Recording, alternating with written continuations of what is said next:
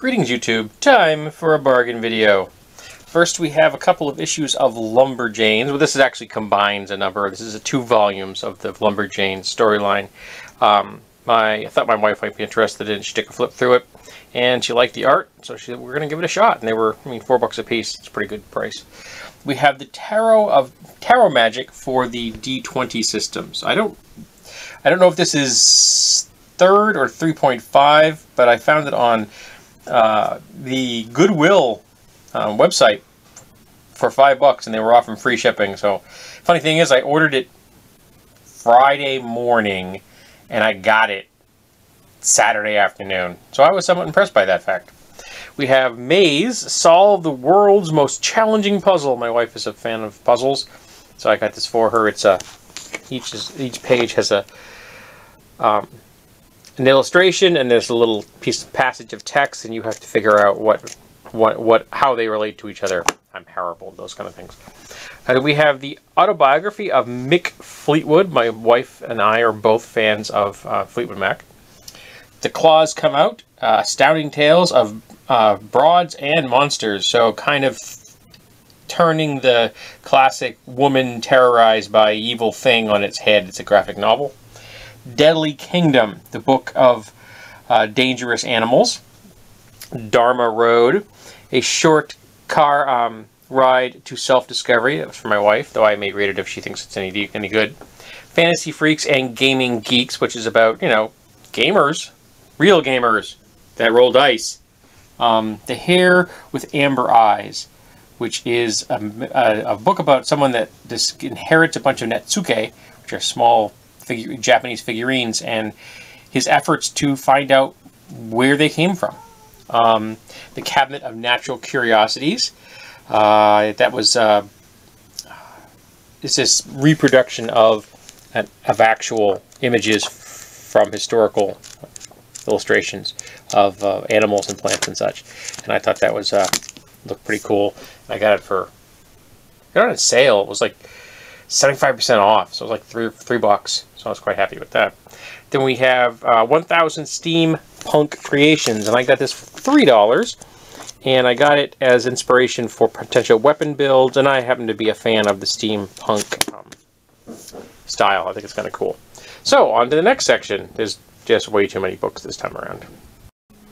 We have more steampunk. This from Gothic Dreams, Fantasy, Art, Fiction, Fashion, and the Movies. Then we have another Gothic Dreams volume, Dystopia, post-apocalyptic art, fiction, movies, and more. And I picked these both off of the Amazon secondary market, and I got them for like $1.30 a piece, plus shipping. So, really good price. Then we have an issue of Gwenpool, the holiday special Merry Mix-Up. Never read any Gwenpool. I know nothing about the character, but I thought it might be interesting, and I picked it up for $1. We have Urban Life, which I got for my therapist's waiting room. We have Star Trek New Worlds, New Civilizations. And I gotta tell you, this is an aspect of the Federation space, of the known space, that really fascinates me. The whole idea of exploring things that don't involve the best of the best, that are just ordinary researchers doing their jobs. That's cool. Like documentary style information about the Federation space. That would be awesome. Osborne's Discovery, the Roman Army. That's for my nephews. The Settlement of the Americas, which is hopefully going to be a more even-handed take on how Europeans invaded the Americas.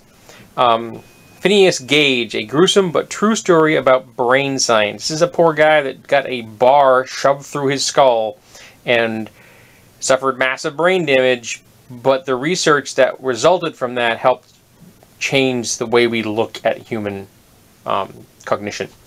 Mall World, which I got for a friend of mine, and America's Legends, folklore from the colonial period to the present, which I got from my wife as inspiration for her writing. Thought that was going to be kind of cool. So there you go. That's all the books. Thankfully, they're done. I need to part these out where they need to go. Some of these will be staying. Again, some of them will be leaving soon, like the comic. But the rest and this one. But the rest are going to be sitting around for a while. I just edited recently, and I'm going to have to edit again. We have a film called The Infinite Worlds of H.G. Wells, which is kind of a fictionalized version of his life. The Magnificent Seven, I picked that up on the day after Black Friday at Walmart on a good price. And same with Straight Out of Compton. I think I paid $6 a pop for those, which wasn't a bad deal for Blu-rays. Superman 3, I am now missing one Superman. I have 1, 3, and 4. I need to find 2. I just watched Superman, the first one, yesterday, and it's very sweet and it made me smile, but those special effects did not age well. We have The Horse Whisperer, a film I've never seen, and we're upgrading our Cloverfield to a Blu-ray. My wife is a big fan of Cloverfield. Then we have some butterflies, and these are actual butterflies. This is a gift for someone. We have a beer glass I find for my wife, and it's an octopus drinking beer. And she looked at it and said, I don't need it, and I don't ever need another beer glass. It's plastic, and it's cute. It was $1, and I knew it would make her smile. Then we have this really very nice abalone shell. I mean, this is in excellent condition. All of the calcium carbonate shell has been removed, so it's pure abalone all over it. It's in excellent condition. I picked this up at an estate sale for $10. It's about 7 inches across or so. So it's a pretty big piece. I'll probably just use it to hold things in it, but it was so pretty. I'm like, I gotta pick that up. We have some funky dice, some fairly standard D&D dice. And we have these, and I think these may be the dice for Star Wars.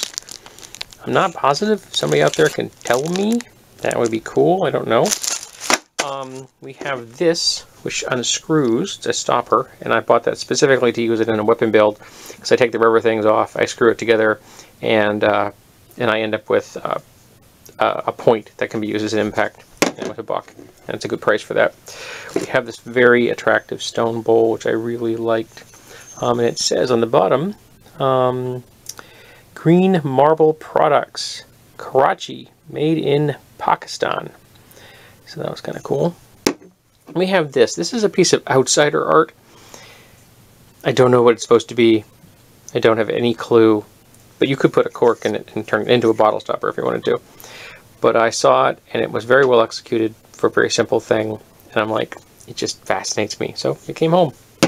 We have this, which is a miniature of a colonial kitchen. That's also for someone as a gift. I got that for free at an antique shop. We got this, which is, I think it's just supposed to be a knick-knack and you put it on your shelf, but I think I'm going to turn it into a mace head. And I don't know where I'm going to cut it. I may cut it down here and then use this as an attachment point. I may cut it here, but I'm not sure. We're going to figure that out. The first thing I'll do is take the bottom off and see what the whole thing looks like. But it's got a nice heft to it. And so it will make a nice mace head. Even if I don't use it actually to hit things with, it would make a nice ceremonial mace. And it has a very reminiscent to the Indian, as in like the subcontinent India, Indian-style maces. We have dinosaur hands. My wife has a dinosaur costume. These are the wrong color, but we could paint them, and then she would upgrade her dinosaur game. She quite likes her dinosaur. We have a gnome who is contemplating, and he's for plants and succulents and things like that. And of course, if you're going to put dirt in here, we'll put a screen in the bottom so the dirt won't come out. I'm thinking just like a piece of Scotch-Brite. You can get Scotch-Brite that size. Put it in there, it'll let the water drain, and it won't let the dirt out. So now we're on to maybe one more section, I'm not positive. I picked up 2 1-inch web belts with buckles for like 50 cents at a yard sale. I'll find something to do with those. I think my wife may actually be getting herself a Mura knife in the near future, which has a harness, which has an attachment system which I can use to do a cross draw rig for her chest, which is probably the safest and most convenient place to carry a Mura style knife. Then we have an actual Irish cable knit sweater. I have a Tommy Hilfiger sweater I decided I don't like anymore. I'm going to get rid of that, and I wanted to replace it, and you can't go wrong with something like this. That's awesome.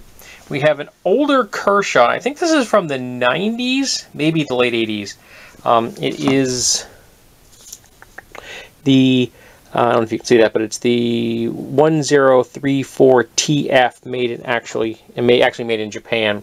I picked that up for I think $25, which is not a huge savings, but it's still cool, and it's worth about that probably. So yeah, there you go. This is a Pakistani. It's called the American Hunter. It just says stainless. So it's probably like 420 or 440. But the sheath is nice, and this is the best constructed and most comfortable handle on a, let's face it, it's a slightly Bowie design that I've ever held from Pakistan. Pakistan can make some really crap blades. This is very well constructed, very comfortable, and I got this for 18 bucks, so that was a pretty good deal. We have a couple of wall hangers, a Tonto and a Katana, which a coworker gave me for nothing. Her daughter had them. Apparently a friend of her daughter's had them stored with her for a while. She's like, you don't come get them, I'm getting rid of them. So now I have them. I mean, they are just wall hangers. I don't even know if I don't think I could put any kind of an edge on these things, but I thought I might be able to use them in a weapons build to make them into something more interesting. So there you go. Then we have this, which is an actual woven hat with a paper lining. Which is very attractive. I'd have to wear something under this because it's, and I'd have to get some strings for it, but it's very attractive. And I picked this up for $3 at a yard sale. And now, yes, folks, I own an Admiral hat. Now, I don't know if this was an actual hat. This may have just been a theatrical piece. I'm not positive, but it's in very good shape. It's got the little metal coils in the front. It's got the full ostrich head feather. I'm gonna have to pack this up in plastic to keep bugs and such away from it, but I figured that would be good for maybe a pirate costume, just to go over the top. That would be kind of cool. So we'll see how that gets you. Don't know what to do with that yet, but it was very well constructed. It's very pretty, so I thought I'd find something to do with it. Maybe use it in a costume, maybe not. So anybody who knows anything about that style of hat, drop me a line, because I don't know much about it. I know it's Asian. I don't know what particular place. It may be Japanese, and I'm positive.